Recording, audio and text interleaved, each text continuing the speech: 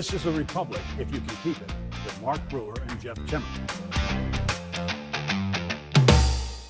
I'm Mark Brewer. Welcome to the $1 billion Ballroom episode of A Republic, if you can keep it. $200 million, or is it $400 million, privately funded Trump desecration of the White House has now morphed into a $1 billion project with taxpayers picking up the tab. While the White House remains obsessed with the ballroom, taking over D.C. golf courses, repainting the reflecting pool, details of the White House UFC fight on July 4th, and signage at the newly renamed Donald J. Trump International Airport in West Palm Beach, the Democrats maintained their slim majority in the state Senate this week with a landslide special election victory in the Saginaw Valley. Shedrick Green, now Senator-elect, did what Democrats have been doing for a year all around the country, outperformed 2024's numbers, this time by a stunning 20-point margin. I'm Jeff Timmer.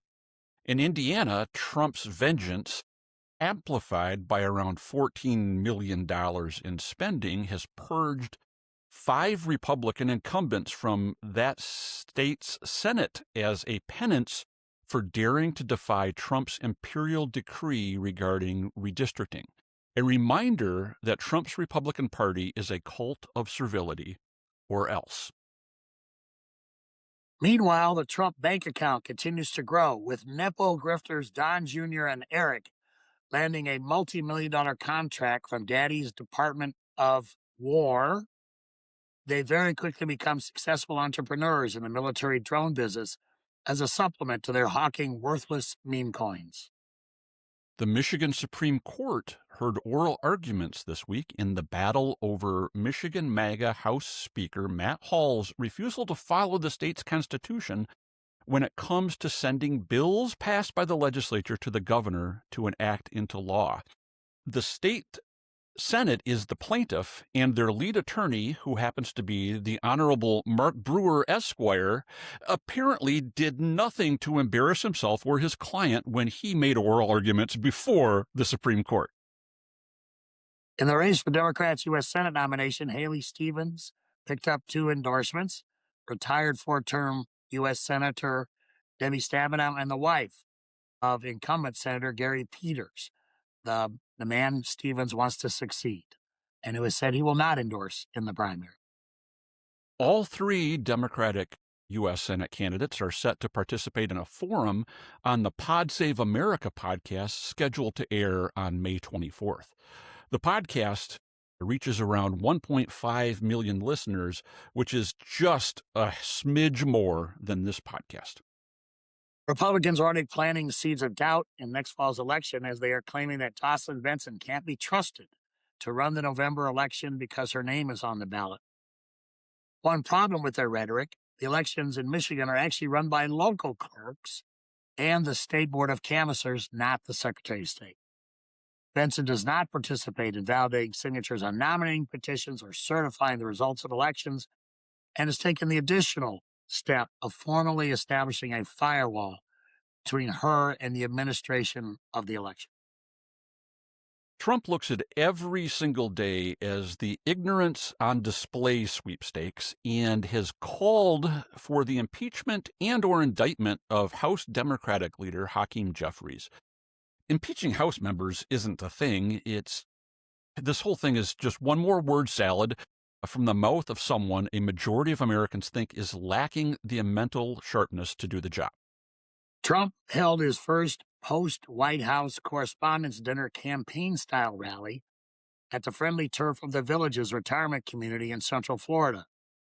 Speaking to a crowd of supportive retirees, and not from the safety of the White House ballroom, he and his fellow TV celebrity Dr. Phil repeated one of his many lies regarding the horrendous big ugly budget bill, claiming that Trump had ended taxes on Social Security while standing in front of a backdrop making that same bogus claim. We're here to celebrate a policy that benefits every American senior all across this land, and it's called no tax on Social Security. It's done. It's done. I wanted to come down here because I want you to remember what I'm saying about President Trump and not getting taxed on your Social Security benefits. Spoiler alert, it's not true. What actually passed was a 3-year, $1,000 deduction for seniors, which will expire at the end of Trump's term. It's hard to believe that Trump is not being truthful. Who knew?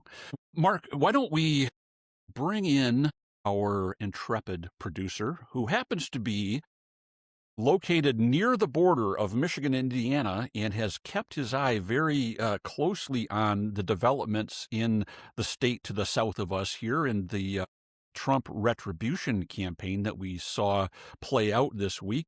What happened here? What was going on? How many incumbents were being targeted, and what is the result? Well, it was, if you watch Fort Wayne television, especially the newscasts, all you saw was commercials attacking the incumbent Republicans. There was $14 million spent on 7 races, which is compared to, I think it was $400,000 in the last cycle. They elect half the state senate at a time. And there were a total of 7 races where Trump was trying to oust an incumbent and one where he was supporting an incumbent. Right now, it's 5, 1, and 2. Trump winning 5 overwhelmingly. Losing one incumbent did survive barely. 2 are in recount right now. One of them was decided by 4 votes, the other by 12, so that'll be going on for a while. What I found most interesting was it was Trump and the current governor against 2 former governors, Mitch Daniels and Mike Pence, who were not enamored of the whole idea of doing a mid-decade redistricting. But as a result of this election, you can count on a redistricting here that'll make Indiana a 9-0 state. In 28, the legislature is already done for the year, so they couldn't go back in. Plus, the primary's been held, so it would be absolute chaos if they tried to redistrict at this point because the candidates for the general election have already been chosen. It was a big victory, I think, for money, especially for Mike Braun, the governor, who invested millions of dollars of his political funds into ousting these senators who refused to go for the further gerrymandering of a state that's already gerrymandered. I mean, I think the audience that Trump was playing for was largely outside of Indiana. It's to send that message not just to those who dared defy him in Indianapolis, but it's to send the message to those who dare defy him anywhere on anything that, he will bring a stick upside your head to the tune of $2 million or $14 million or whatever it takes to oust you. And the party is largely still in his grip and will do whatever because the people who populate the party and are elected in the party and run the party across the country have demonstrated over the last decade that they lack spine, that they lack conviction, that they lack any character and integrity. They will do whatever it takes to preserve power and status and position over what is right and wrong, over the rule of law, over the best interests of the state or the country. And so none of this should be surprising. There are some signs, though, that those who defy Trump can at least potentially live to fight another day. We've seen that in the Texas Senate primary, where Attorney General Ken Paxton refused to drop out of the runoff race with incumbent Senator John Cornyn, despite the White House's push to make that happen. We'll see if Paxton is able to prevail. And right now in Kentucky, Tom Massey, who's a longtime, really libertarian, he was Justin Amash's ideological twin and good friend when Amash was in the U.S. House, from former Republican from Michigan who left the party, became a libertarian, and then retired from Congress. Trump has mustered more than $20 million to try to oust Massey in this primary. And by the account so far, Massey is favored to win. But I think we have to wait and see if he's able to prevail. But I would expect that we're going to continue to see, based on what happened in Indiana, Republicans falling into line not just on redistricting, but with anything else that Trump decrees, whether it comes to, seizing election ballots from 2020 or election law changes that he wants in a state, whatever it may be, regardless of it's in the best interest of those constituents that those elected officials serve, they will serve Trump first because that's who they represent. More on a republic if you can keep it after these messages. When most of us think about polling, the focus is on those campaign polls telling us which candidates are winning. But the most important polls are for businesses, local governments, and nonprofits assessing the needs and wants of their customers or constituencies. Those are polls that guide policies and lead to institutional success. Those polls have to get it right, which makes the choice of a public opinion research firm critical. Epic MRA has been trusted for more than 4 decades to get it right. Our clients have included school boards, statewide nonprofits, corporations, as well as the candidates and news media who rely on us during political campaigns. Whether it's just a couple of questions or a full in-depth survey, we are here and ready to help. You can reach us at epicmra.com. Are you looking to stay ahead of the curve on Michigan's public policy landscape? Look no further than Michigan Information and Research Service Incorporated, or MERS. MERS is your go-to source for comprehensive, nonpartisan news and analysis on Michigan's government and public policy. But that's not all. A MERS subscription also gives you access to our powerful legislative monitoring and tracking tools. Stay on top of every bill, amendment, and vote with real-time updates, detailed reports, interactive committee transcripts, legislative analysis tools, and more. Whether you're a policymaker, lobbyist, or just a concerned citizen, MERS keeps you informed with daily updates, exclusive interviews, and detailed reports. Subscribe today and gain access to our extensive archives. Stay informed, stay engaged, and stay ahead with MERS. Visit MERS.news to learn more and subscribe. That's MIRS.news. Don't miss out on the insights that matter most. Well, Michigan 35th Senate District has spoken, and they said loudly and clearly that they want this Marine veteran, this retired fire captain, and proud union member to be their next state senator because we won! Let's spend some time talking about the lessons that we can take, if we can take any, from the special election that we saw in Michigan this week. That isn't an isolated event. It's the biggest special election we've had in this state, but it's one of a series that we've seen across the country in competitive races or non-competitive races where Democrats have overperformed significantly, now into double digits. What lessons do you think observers can take away from this? It happens to be 6 months before election in November as well. And we can really start to focus our crystal ball as we look to November and what we expect to happen based on this. Is that accurate? While all this attention is being paid to what's going on and how Trump is exacting his vengeance in other states, I think the biggest lesson of this week is just how dangerous embracing Trump is when it comes to a election between Democrats and Republicans. So even as all this was going on in Indiana and may occur in Kentucky, as you pointed out, and Republicans pull themselves closer and closer to Trump, the dangers of doing so are increasingly evident. Yeah, in Michigan this week, Senate District 35.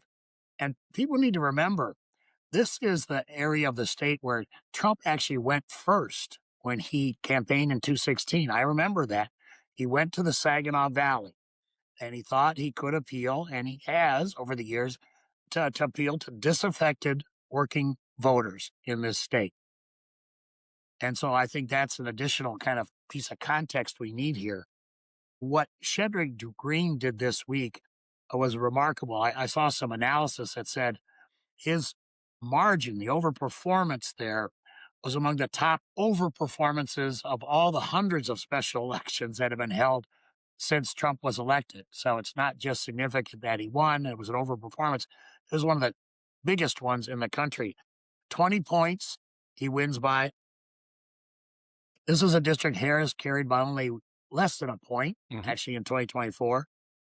And a former state senator, now Congresswoman McDonald Rivet, won it by 6 points when she won in 2022. So Green tripled, more than tripled her margin, which I think is remarkable. But in answer to your question, two things I think really stood out for me that Democrats can and should take lessons from. One was the Democratic unity in the campaign. There was a contested primary there, but Democrats came together, working people, young people. There are 3 college campuses in that district. And we saw a lot of young people come out, some of them register for the first time to vote for Green. African-American voters, I mean, the entire Democratic coalition came together and was unified in what they did. And that's really, really important going forward, because Democrats can't take this kind of anti-Trump sentiment for granted. We've also got to have our own unity, our own positive message. Speaking of message, there was not a lot of anti-Trump messaging. It was there, but what Green focused on was what all the voters are concerned about, which is the economy, affording groceries, affording gas, right? I mean, how to get by in this Trumpified economy, which has gone the opposite direction dramatically from what he promised. So I think those are important lessons for Democrats going forward. You can have contested primaries, but you've got to unify and come together. And 2, you've got to focus on these bread and butter economic issues. So, I think it's a great sign for the fall. Republicans are now spinning it, saying, well, we got outspent significantly, blah, blah, blah, blah, blah. This was not about money. This was about a candidate on the Republican side, Tunney, who embraced Trump. And we all know that the dangers Republicans have if they don't embrace Trump, but it causes real problems for them when it comes to these Democratic and Republican races. So there was a combination of factors that can be replicated elsewhere in the state. And Democrats, I think, really got a shot in the arm this week from this. We've had some contention inside the party recently, but this was a nice victory that kind of sets the stage, as you said, for what we hope will happen 6 months from now. I think that's a great analysis that you just gave there, Mark. Looking at this more than tripling the margin of Kristen McDonald-Rivet, running effectively 20 points ahead of Kamala Harris in 2024. I mean, there's this, the Republicans have taken this attitude since Tuesday night when they got their door blown off. I mean, this was the kind of loss that mutates your DNA. I mean, it's just, it gives you a dose of radiation. It just changes it was such a shellacking. And they're like, oh yeah, we didn't even want to win it anyway. We didn't even try. That's what they're trying to, bullshit. This was control of the state Senate. If there was any chance for them to win, they did try. There's this fictional narrative out there that the Republicans were outspent 10-1, 11-1. That's not true. It's just not true. Were they outspent? Yes. When the final tally is done, it's not even going to be 2-1, let alone 10-1. And you're right. It wasn't the money. Maybe that added a little cherry on top to the size of the victory. The fact that the Republicans kind of backed off the spending right at the end when they realized this was going nowhere, that they weren't going to get there. But anybody who thinks that this was just a fluke of a special election, low turnout, we'll see you in the fall in this district, all the rhetorical bullshit that they've been throwing out there, it's whistling past the graveyard and trying to put lipstick on a pig and mix all kinds of other metaphors if I could think of them right now. But this should scare the Republicans. If they weren't already scared, this should terrify them. It's going to be a bloodbath. This isn't going to change. Things are getting worse. You're right. Green is showing that there's an increase in the anti-Trump, anti-Republican sentiment out there. It's not abating at all. It's increasing. The margins are picking up the trajectory of these special election overperformances by Democrats. And Trump and the Republicans are doing nothing to ease the underlying factors that are causing the anti-Trump, anti-Republican sentiment, which is, one, is driven by just how freaking weird they are. It's driven by how corrupt they are, but it's driven largely by how incompetent they've bungled the economy. Trump said, I'm going to make things cost less. And people were like, okay, we want that. Everything costs more. And the prospect is that things will continue to cost more yet, that inflation hasn't plateaued. The knot that Trump now has the world tied in over his impulsive, incompetent prosecution of this war in Iran and the Straits of Hormuz that have caused oil prices to spike. And then Trump's comments like he made yesterday about, I don't care if oil gets to $200 a barrel, it's worth it. Wonderful. Put that on ads all over. Tom Barrett and Bill Huizenga have to answer for that. And the evidence that we've seen over the last 16 months is they're going to pay a price. They're going to pay a big price. And the battleground, I think that we've seen all the national forecasters, Larry Sabato and the Cook Report, et cetera, continue throughout the year to shift their race ratings. Races that were considered toss-up are now becoming likely or lean or likely Democratic. We could very well see by the time we get into the fall, the Michigan 7th District, the Tom Barrett race, might not be the biggest spending race in Michigan because it's going to be over for all practical purposes. There's a possibility that happens, that this becomes the kind of climate where there's just no chance that he's going to pull through, and they have to start to circle the wagon somewhere. Bill Huizenga's district, slightly more Republican than Tom Barrett's. Maybe that's where they try to circle the wagons. But the Republicans are going to be facing some strategic decisions when it comes to where they're going to be spending nationally and here in Michigan as the walls continue to close in or refuse to expand and open up, however you look at it, as the year progresses, as it comes closer to the fall, and those opportunities for partisan electoral victories become fewer and fewer. They're going to have to try to figure out where they want to cut their losses. So that's the kind of, I've been in kind of strategic campaigns, the smoke-filled rooms, when we were on the beneficiaries of a wave year, and when we were the victims on the receiving end of a wave year by the opponents. And it's not fun to say, okay, we're going to lose this race. We just got to stop spending it. And even though they're an incumbent, we're just burning money by, if we continue to put money in the Lansing market to try to save Tom Barrett, at some point it just becomes a diminishing margin of return, and we have to look to live to fight another day. That's the kind of calculus that should be going on in Republican campaign headquarters around Michigan and around the country.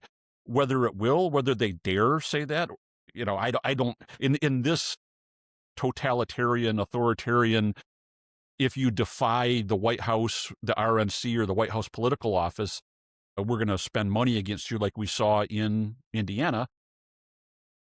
These people, even the advisors, the political operatives, the professional strategists out there, are they able and free to speak their piece anymore? I don't think so, and I don't think a lot of them do any longer. But we'll see if time goes on, if they start to make what seem to be some wise choices in where they choose to spend. It's too early to see that. We'll know by the time we get into the fall what kind of money are they going to have to devote to legislative control, the Republicans? I'm not saying that it's over. There's a lot of game that has to be played over the next 6 months, a lot of money to be raised, a lot of doors to be knocked on. But at this point, if the Democrats just do things without a lot of penalty, if they avoid the fabled snatching defeat from the jaws of victory that people always worry about, they should be in fine position to not only hold the state Senate, but pick up the state House, really sweep the federal races that are contested, sweep most of the statewide races. The only question mark out there in my mind right now is the governor's race because of the complicated math of Mike Duggan. Yeah, Jeff, let me, good analysis by you, my friend, as well. Let me just add in a few points to kind of reinforce what you were talking about. I was in Senate District 35 Monday night, and I spent all day Tuesday there. I walked into my hotel there in Saginaw County, and what's on the lobby TV? An anti-green ad. The Republicans were spending money, even on the night before the election. So don't let anybody tell you otherwise. And the Green campaign ran through the tape. I mean, they were out canvassing door to door on election day. They were still texting. They were still phoning up until nearly 8 p.m. that night. They did not let up. There was no premature celebration or anything else like that. They ran through the tape. And that was encouraging to me. And I hope Democrats around the state will take the same lesson. You mentioned, what happens when elections start to get away from a political party. And I think we're starting to see a few signs of that here in Michigan. I don't know if you noticed this week, one of the major national rating outfits moved the Heisinger-McCann race in the Democratic direction, I think from solid GOP to lean GOP. Mm-hmm. Not a big shift, but a shift, and we're still 6 months away. And you got to wonder, Jeff, as the DeVosses, for example, are throwing their Hail Mary money, at a challenger to Hillary Scholten. What are you doing? What are you doing? That district should not be competitive. I don't think it will be competitive in the end. But here the DeVosses are. And again, off the playbook. I mean, they're traditionally, as you know, far better than I do, a very traditional big supporter of the Republican Party in this state. And they don't seem to be caring or investing in that way. They're off on their own little lost mission here. So there's lots of these little signs that I see on the Democratic and Republican sides that I think will add up. But again, I can't agree with you more. One of the big challenges I always had as party chair was Democrats not getting giddy and overconfident, saying everything's going to be fine. The atmosphere, the environment, Trump are going to deliver for us. No, we got to keep working. We got to have good candidates who are going to work hard and talk about the right issues. Because people are sour on both political parties for a wide variety of reasons, some good, some bad. But candidates have got to go out and sell themselves, either what they've done or what they will do if they're elected. And if Democrats do that, I think I agree with you. They can do very well in the fall here in Michigan. Yeah, I think there's a fine line that whichever party is on the cusp of a landslide election, there's a fine line between making sure that you're doing all the little things right and not getting too ambitious and too greedy in what you're going after that you kind of neglect those fundamental things and make sure to shore up, your majorities, for instance. But this is offense and opportunity are what produce landslides, not circling the wagons and playing defense. And certainly in the state Senate, the Democrats are defending their majority. But this is looking at the result in this special election this week. They should be very bullish about competing and I think very possibly winning the Mike Weber seat in Oakland County, the Mark Huizenga seat in Kent County, the John Bumstead seat along the lakeshore, the open Eric Nesbitt seat that's completely contained within the 4th congressional district, and his following some of those same trends away from Republicans. The disarray, the infighting that Republicans are in the Upper Peninsula, I don't think that that district is likely to flip. But we have an independent candidate, a former Democrat legislator from Marquette County, Sarah Kamensby, running there as an independent. And so that math gets a little hinky for the Republicans, especially as they're infighting with a current and former Republican state rep, and the divisions between the current Republican delegation from the Upper Peninsula and Congressman Jack Bergman, who has sided differently. They're all openly fighting with each other and doing it in the press and in social media. It's the kind of opportunity in the kind of year, it could be the perfect storm for the Republicans to get snake bit there. So the Democrats should be looking for where they can potentially have viable candidates. I think back, I'm getting too in the weeds for some of our listeners, 20 years ago when the state House Democrats in Michigan won in the thumb with John Espinoza and Terry Brown and Mike Huckabee. Not Mike Huckabee's the MAGA guy, Huckleberry, Mike Huckleberry, in kind of mid-Michigan, won these rural Republican districts in a wave Democratic year because they had candidates who were tied into the communities, were these extraordinary candidates who put in the work and talked a good economic populist message. And if they look for the candidates through the summer who are out there doing that and kind of getting that traction, this is the kind of year where a little investment in some of these races might prove fruitful as time goes on. I'm not saying they should be devoting money to the Upper Peninsula Senate district now or House districts in the thumb, but watch as things develop. And if they force the Republicans to start defending some of these districts, their majorities are ensured, I think. I think that's right. And Democrats are at the legislative level looking at whether the playing field can grow. But again, we got to be careful about that too. You don't want to go too far with that, right? And let your exuberant enthusiasm kind of carry away your reason, right? In terms of you spend just enough to be competitive, but not enough to win any of these. Right.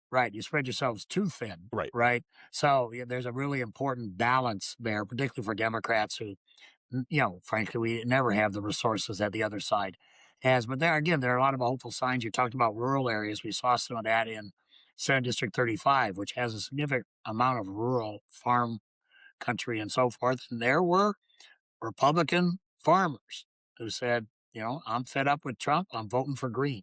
Yep. We heard that. Mm-hmm. Actually from folks in that district.